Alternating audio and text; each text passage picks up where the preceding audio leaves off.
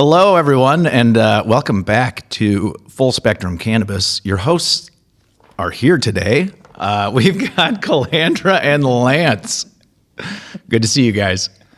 Good to see you too. That's a throwback to the last one where Calandra was in trial, and we're like, gosh, she's busy, and then you were busier than busy. Yeah, that whole lawyer thing just really fucks up the whole schedule, doesn't it? It can. Yeah. It can, but then we've got Sam as a backup. So Sam jumped in. Right. We had a little bit of fun last episode, and now we're here to have more fun. Who do we have?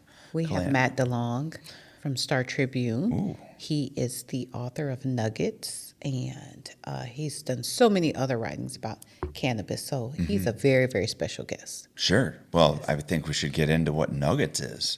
I think so. Yeah. What is Nuggets, man? Well, thank you for having me. Yeah, of course. Nuggets is a free weekly newsletter that I write. It comes out every Friday morning, where I'm just updating you on the any news that happens every week on the legal cannabis scene in Minnesota, and sometimes I interview business owners or policymakers or anybody really who is involved in the legal cannabis scene here in Minnesota.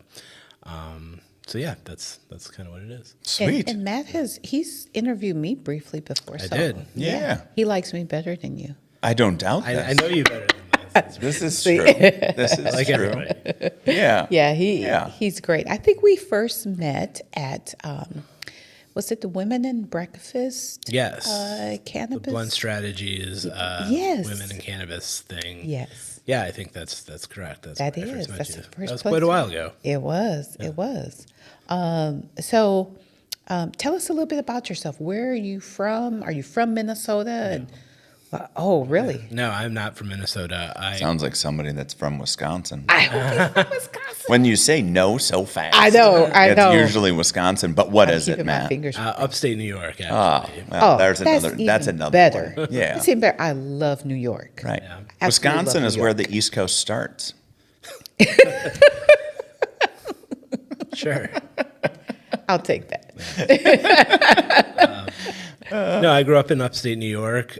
Went to college in northern Arizona, and I graduated from college in 2008 and immediately got a job covering the McCain campaign for a little online news startup out of D.C. I moved to D.C. after that and was there for about 6 years. Worked for the Washington Post for 4.5 years, and then came here, got a job at the Star Tribune, and I've been here for the last 10. So Okay, so 6 at the Post. 4.5 at the Post, 6 4.5. at DC. Yeah. Got it. 4.5 at the Post, and then 10 here Yeah. at the Star Tribune. Yes. Okay. Correct. That's a good run so far, huh? Yeah. You've been having fun with it? Yeah, I'm having a great time. So we've been doing Nuggets for the last year and change. I think the first one came out in late September or early October of 2023. I think when we started it, we were hoping we'd be a little closer to the launch of the retail market, Right. which now seems to be still a ways away. But I'm having a great time doing it. I've really enjoyed covering the industry and meeting all the people in it and seeing all the cool things that are going on. So. Yeah. So Nuggets has been going on for a little while, right? And so we'll take the opportunity now. How does somebody sign up for Nuggets? Thank you for asking that. Yeah. You go to startribune.com/nuggets, and there's just a little sign-up form, and enter your email, and you will start receiving it. That sounds easy. And, sometimes we're a little forgetful, so we'll make sure it's in the show notes. Just look down below, Absolutely. and that's where you'll find it. Appreciate that. Absolutely. And then you can follow Matt and all of the different ways and flavors that you might think about, but it'll probably just be his LinkedIn profile page that's down there. And then you can go off from there, which I'm sure will be fun. But go ahead. Just a quick question. How many subscribers do you think you have now to Nuggets? Last I checked, it was like a bit over 11,000. Oh, that's a good number. It's a good size, yeah. I mean, there's, the open rate goes up and down some, signed up through the website that I just mentioned, startribune.com/nuggets. Others came in through promotions on Facebook and whatnot. And I found since we started adding large numbers of people who sign up through the promotions that the open rate isn't as consistently high as it used to be. But the people who at first were just signing up through the website, they were opening it at a very high rate. So I think, it's being well read, and the list is growing. So I'm happy. I kind of consider all of this just pregame for when retail sales do start, and I think then it'll really shine. But I'm having a good time doing it right now. Sure. Yeah, and I mean, an engaged following is usually a pretty organic following, and so then when you start doing a little bit more marketing of it, and it would be to be expected, right? Yeah, I think so. It was new to me because I haven't ever done any of that kind of promotion, but Yeah. I'm happy with it. Well, there's a lot of folks that are out there, the Super Bowl came to town some years ago, right? And we're like, how are we going to make some money? So I started driving for Uber. I'm like, let's just capitalize on this. I'm sure I could make a quick grand or two, right? Something like that. Well, the same thing kind of happens with newsletters. It's like you find the subject, you figure out what it is that you're passionate about writing about, finding more information about, putting it together. How lucrative do you think that it is? How hard do you think that it might be to, you're on the inside of it, right? What's it like to put out a weekly newsletter? How much work do you think that it actually ends up being? Like, is it something, I don't know. What's your best practice for it? Yeah. I mean, it varies from week to week. This week was obviously the election, and I was, working on that stuff on election night. So, I didn't have as much time this week that I would normally have, but it's a decent chunk of my week, and especially if I'm doing an interview, I have to transcribe that. I mean, I may go to some visit a shop or go meet with somebody who is starting a business or something like that. So that can take time. I travel. I did for the first edition. I drove up to White Earth Nation to see their operation up there. This was back when it was very new. It was in September of 2023. Yep. So that was. I spent a lot of time on that one just driving. So it's 4.5 hours from here. So good old windshield time. Yeah. But I mean, generally it'll be a substantial chunk of my week. Mm-hmm. Yeah. Was this your first time covering cannabis, or have you covered cannabis like in New York or DC? Because it's legal in DC. So did you do any work in DC? No, I actually left DC immediately after Election Day in 2014, which was when it was, people voted to legalize it there. Mm-hmm. So I was not living in DC at any point when it was legal. This is my first experience covering cannabis. Mm-hmm. Are you enjoying it? Yeah, I think it's super fun. I mean, this is a fairly major societal change and experiment that's happening. Mm-hmm. And, it's very interesting to watch what, almost certainly will be $1 billion industry that springs up more or less overnight. So kind of, following it closely from the beginning has been really interesting. And I feel really lucky to be able to do it. Mm-hmm. And then my bosses allow me to do it. So. Yeah. Isn't that great? Right. It's like being the wine and spirits writer. Yeah. It's like, well, I don't know. Might have had a little bit too much of the wine tasting today. Let's get you a lift home. The cannabis side of it. So you learn a lot while you're asking the questions and doing all of that. But what's your relationship with the plant?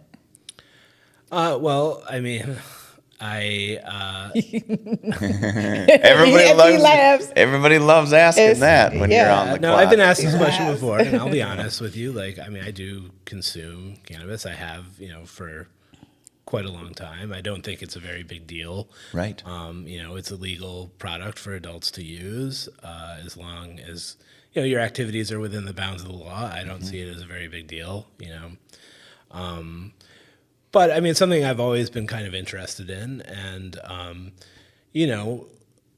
the idea for doing this newsletter kind of came out of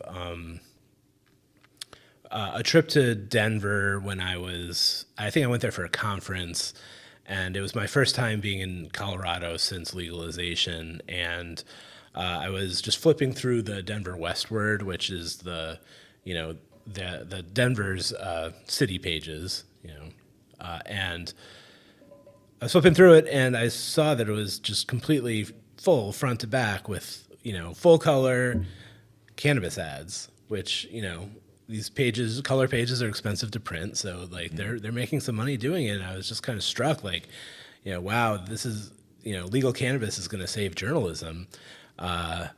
And so that was kind of like the first thought I had, that like, we need to be thinking about the eventuality where, it's most likely when, not if, cannabis will be legalized in Minnesota. We at the Star Tribune should, have a plan for that and, and cover it. And another thing that I noticed as things started turning, bills were getting introduced and people were talking about it more and more. We were doing more stories about the possibility of cannabis being legalized in Minnesota.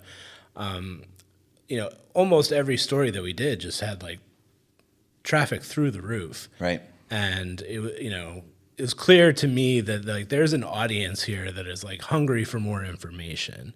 And so the question became, how do we serve that audience? There's probably limited space in the newspaper for, we're not going to be doing cannabis stories every day. Right. But there's a lot happening, and there's a lot of like micro, developments happening all the time. And, if there's stuff happening, but it doesn't necessarily warrant a full news story, but there is an audience that wants that information, like how do we give that to them?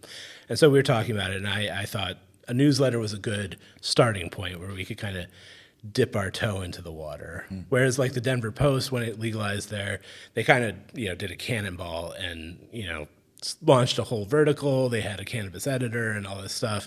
And ultimately all that stuff folded. So I wanted to be a bit more, cautious and start small. And if warranted, we can, build it out. But so far the response has been good. People seem to like the newsletter, so I'm very happy with it. Mm-hmm. It's awesome. Yes. Yeah. The newsletter, it's very informative. Where did you get the name Nuggets from? That was my idea. I mean, so it's a little double entendre, if you came of age in the mid 90s and early 2000s, as I did, like nuggets was a term that, people used to refer to, high quality cannabis. It's the word nugs, which, the kids are more familiar with. When we first announced it, some of the younger people were like, nobody calls it nuggets. Like, what does this even mean? Well, some people did, or do. So that was my idea, and I just wanted to have something. It's a double entendre in that it refers to a slang term for cannabis, but also it's kind of a description of what the newsletter is, and that it's just like chunks of information broken out, and I thought it fit well, and my bosses went for it. So yeah, I love congrats on that. I think it's a good name, right? It's a great name. I knew what it meant. Nugs, right? I was thinking this is classic. You're always looking for nugs, not the bricks that floated up on the shores of the beach that just fell off of the certain boats back in the day. I mean, that happened. And I still say nuggets. Right. Yeah. Not a lot of people do, but Yeah. for the people in my age cohort, it rings true. Sure. Are you right. trying to give away my age, Matt? No, no. You no. do I that. think he's trying to give away my age. You do that well on your own. You can go back a few episodes. I can't help it that I'm 30. Nobody. If anybody has if you're looking through the camera at us right now, Calandra's 30. You know 30. Mm-hmm.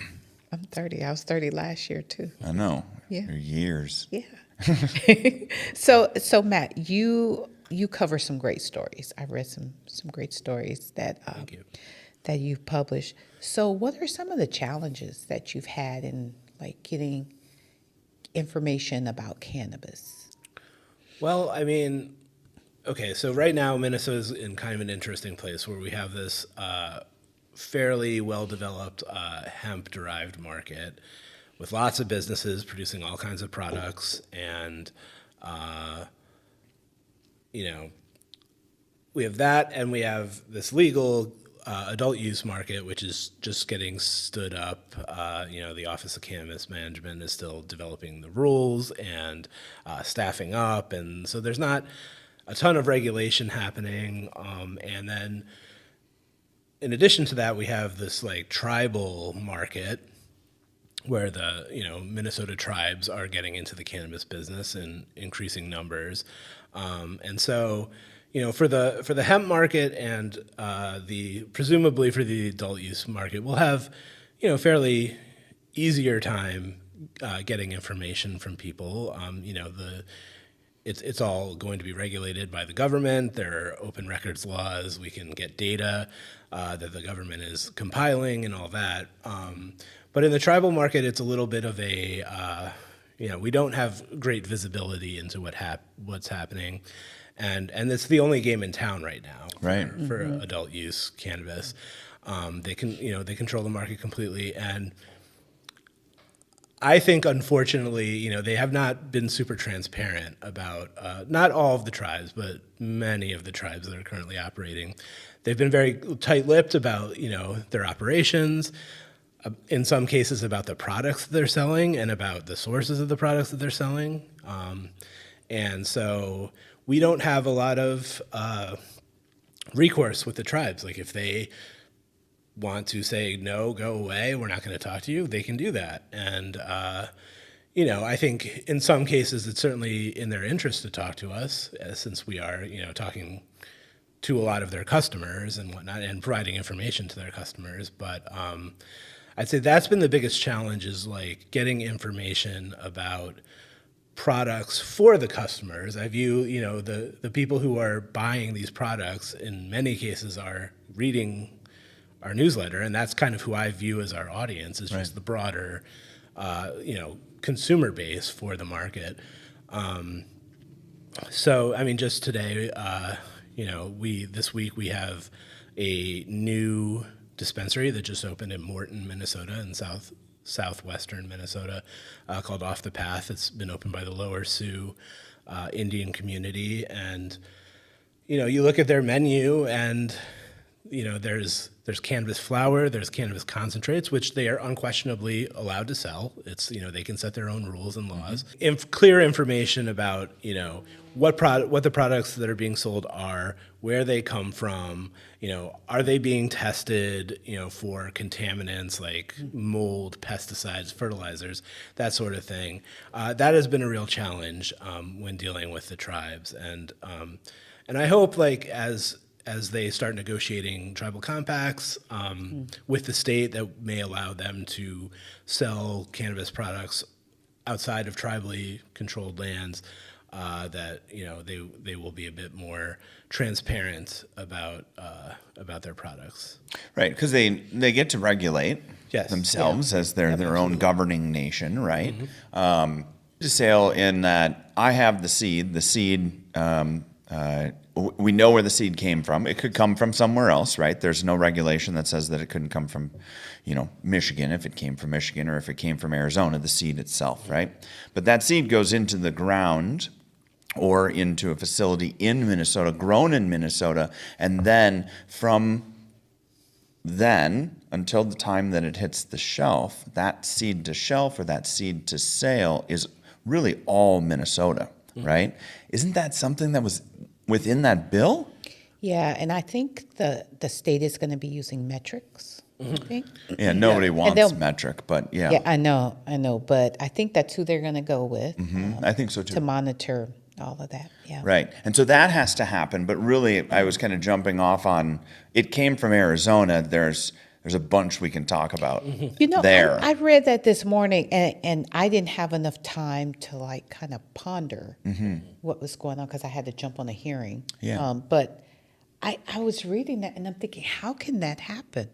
Because you can't transport flower from state to state. I know there was some case law in Martha's Vineyard about, because they had some issues getting the supply to the island, and there was some case law that allowed them, with cannabis and maritime law, to allow them to move the product from the island to the shore. Got it. But I don't think that we can do that yet. And I assume, in my lawyer brain, I assume some lawyers are going to try to take that case law and try to incorporate it somewhere in the U.S. for those states that have legal cannabis. Yeah. To try to maneuver how to move flower from state to state. I mean, the issue is that the federal government has jurisdiction over interstate commerce, and moving, consumer goods across state lines falls under the jurisdiction of the federal government. Just as in Massachusetts, the federal government has jurisdiction over the seas. So in the case of transporting cannabis to Martha's Vineyard, you can't go from part of Massachusetts to another part of Massachusetts without going through the federal government, and the federal government was saying, no, you can't do this. So I mean, that's kind of where things stand right now.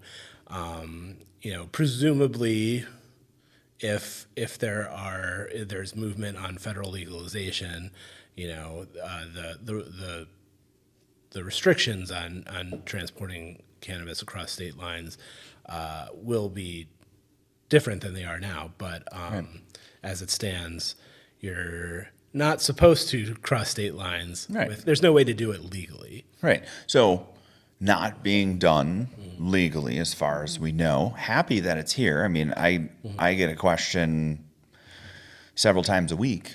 Are you going to go into recreational cannabis? Are you going, from the hemp side of the market? Are you going to do that? When are we going to have flower? We should talk about that in one quick second here.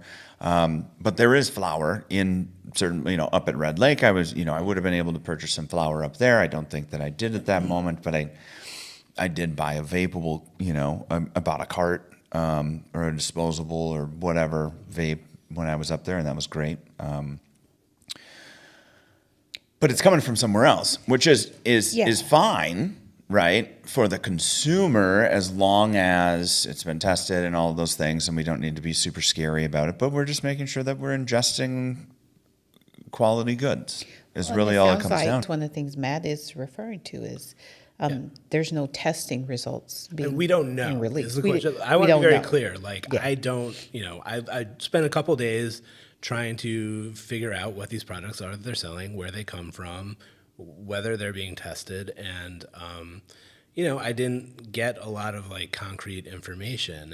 And to me, that's kind of a problem. I feel like if you're a customer, who wants to buy cannabis from a licensed dispensary, you have some expectations that these products have been grown by somebody with a license that is, being regulated by the government, and they are required to have these products tested in certain ways. Testing for, bad stuff like fertilizers and mold and whatnot that can cause problems for people if you ingest them.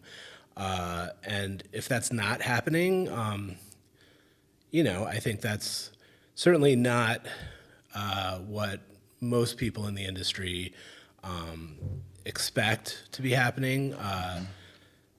And sorry, No. keep going. No, It'll just cut. You're fine. It'll work out perfect. It works out Always fine. does. So, I don't have a lot of experience doing this. That's okay.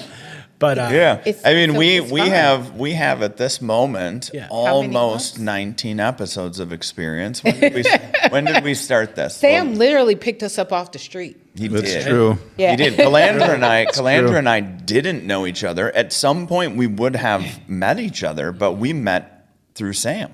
And When I think Sam was we were putting this about thing to- together. Were we about to do our first episode that day or?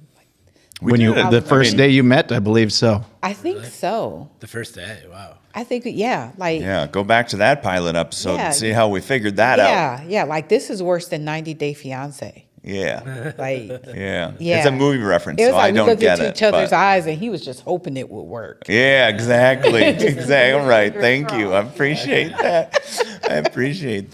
But yeah, because of course you're used to writing. You aren't used to, No, I don't do a lot of interviews. But Yeah. I'm usually. You're usually the interviewer, Exactly. right? Yeah, that's why it's fun. It's a little different. Right. It's so exciting Yeah. to interview a journalist, right? Because it's different for them, right? Yeah. And if you don't do that often, right? Like, yeah. Well, let's take this opportunity to take a break for the ooh, is first it that time? It is. It It is. is. Go. Look at that. It's that time. Let's take the opportunity. Okay.